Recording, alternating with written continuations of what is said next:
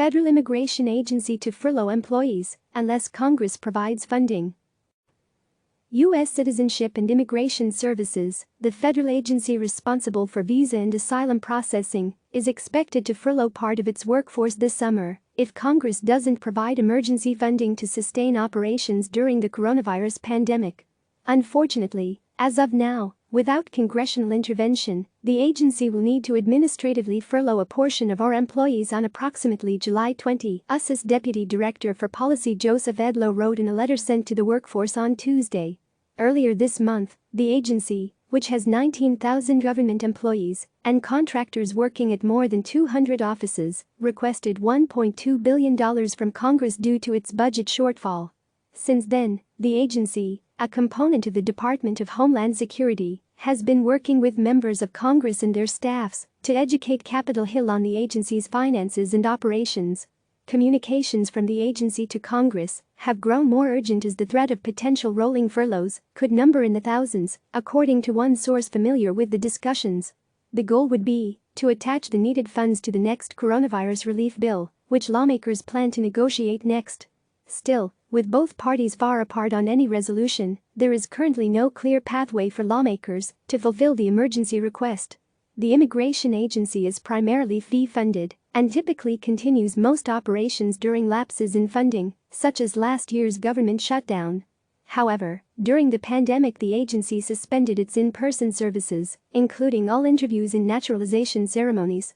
Due to the COVID-19 pandemic, USCIS has seen a dramatic decrease in revenue and is seeking a one-time emergency request for funding to ensure we can carry out our mission of administering our nation's lawful immigration system, safeguarding its integrity, and protecting the American people, said USCIS spokesperson. The agency proposed a 10% surcharge on USCIS application fees to reimburse taxpayers at a later time. USCIS previously estimated that application and petition receipts will drop by approximately 61% through the end of fiscal year 2020, exhausting funding this summer, according to the agency. Sarah Pierce, a policy analyst for the U.S. Immigration Policy Program at the Migration Policy Institute, told CNN earlier this month that USCIS's depleted funds are the inevitable result of the administration's policies, which decreased the number of petitions, and thus fees, received by the agency. Between the end of fiscal years 2017 and 2019, USCIS received nearly 900,000 fewer petitions.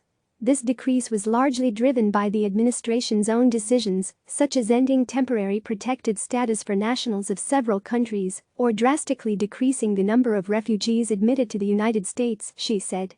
The furlough announcement comes as the agency is preparing to resume in-office operations and open its offices to the public. While it may seem somewhat at odds to do so given the possible suspensions in operations, we must be ready in the event of funding from Congress, Edlow wrote. USCIS notified the agency's union of the potential furloughs Tuesday. In an announcement to the workforce earlier this month, USCIS said it would begin its initial phase for resuming in-office operations and reopening as early June 4. According to the announcement, measures to make the workplace safe for employees will include physical barriers to aid in socially distancing, limiting how many people are permitted in an office at any given time, and requiring face coverings. CNN's Kevin Liptak contributed to this story. Click subscribe to receive the latest news.